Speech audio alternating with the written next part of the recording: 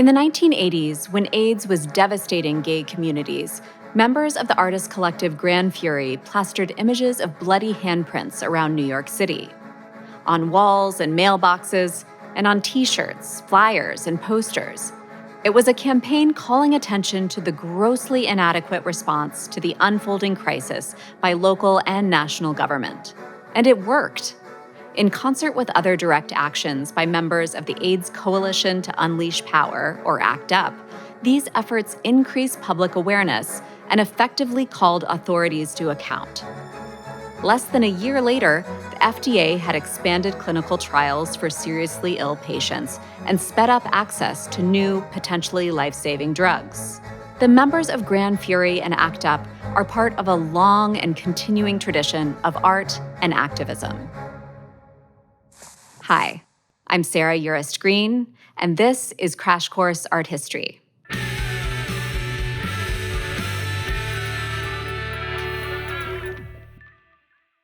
Throughout this series, we've touched on a wide variety of artworks that advocate for change.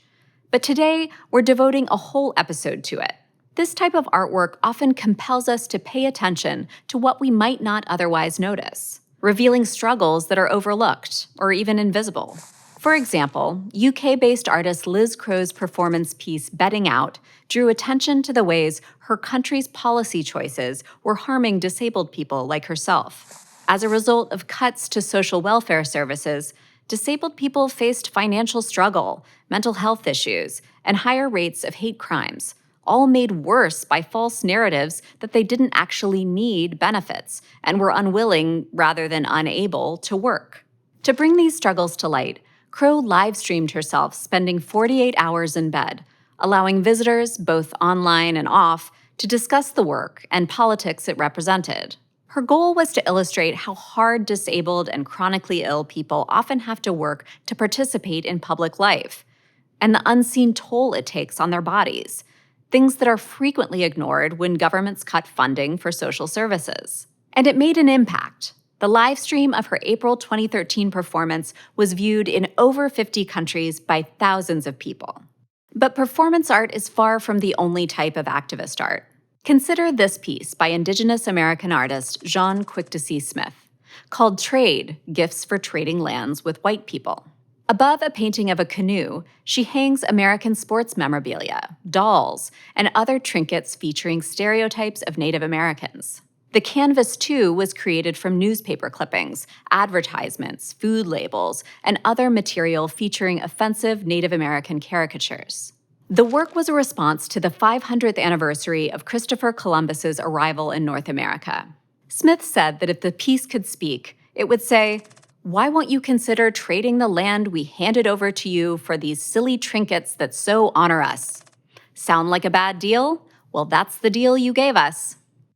In this way, Smith's work uses irony and humor to offer a critique of the historic mistreatment of Native Americans and its legacy in the present day.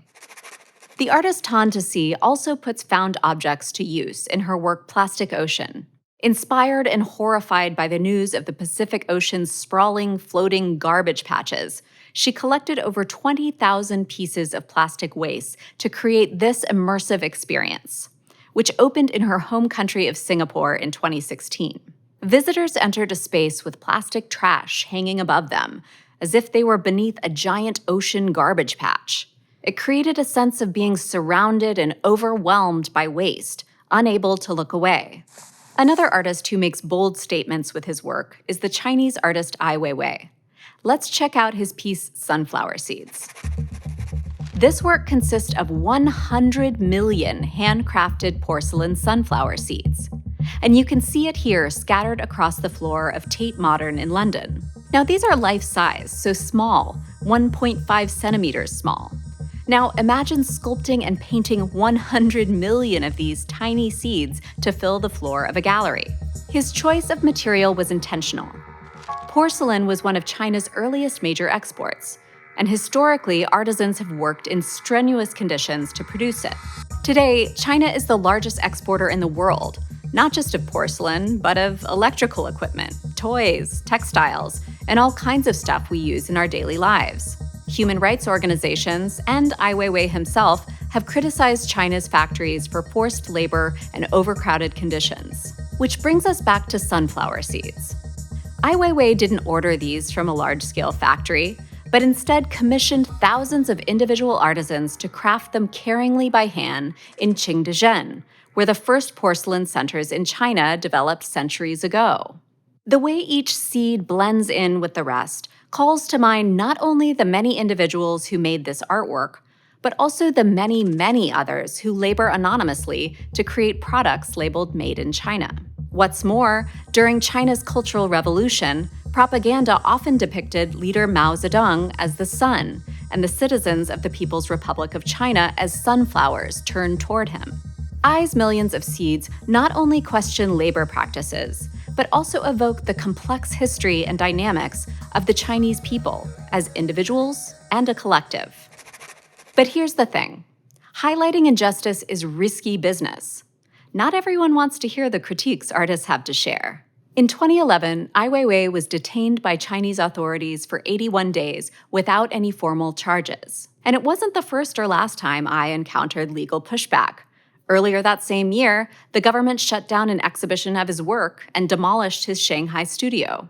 5 years after his imprisonment, Ai created vivid, large-scale dioramas capturing his experience behind bars. He called them SACRED, an acronym for the 6 parts of the work: supper, accusers, cleansing, ritual, entropy, and doubt.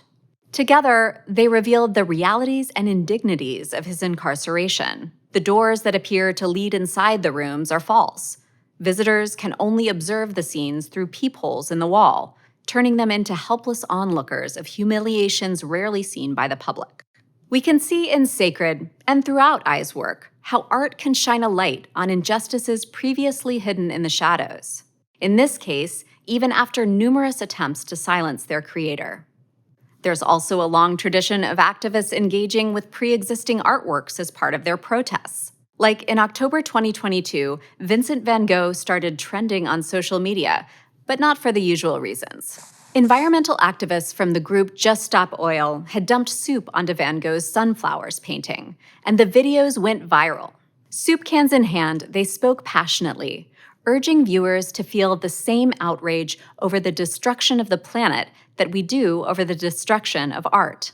And although the artworks weren't permanently harmed, Just Stop Oil ignited controversy. Some saw it as a publicity stunt, while others felt the activists were continuing a long-standing artistic tradition of resistance. Because actually, the destruction of famous icons and artworks, what we call iconoclasm, is nothing new.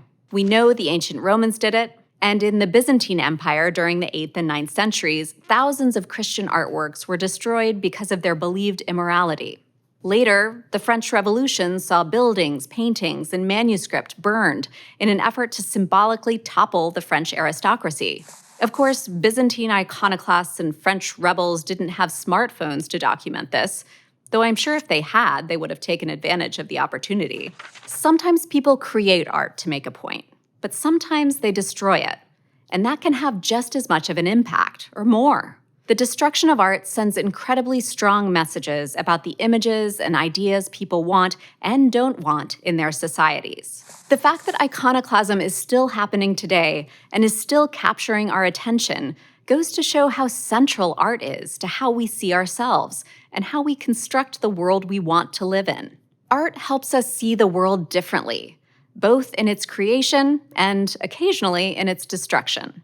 As we've seen, art can be a powerful tool to help us grow more connected, make our public conversations richer, and strengthen movements for justice around the world.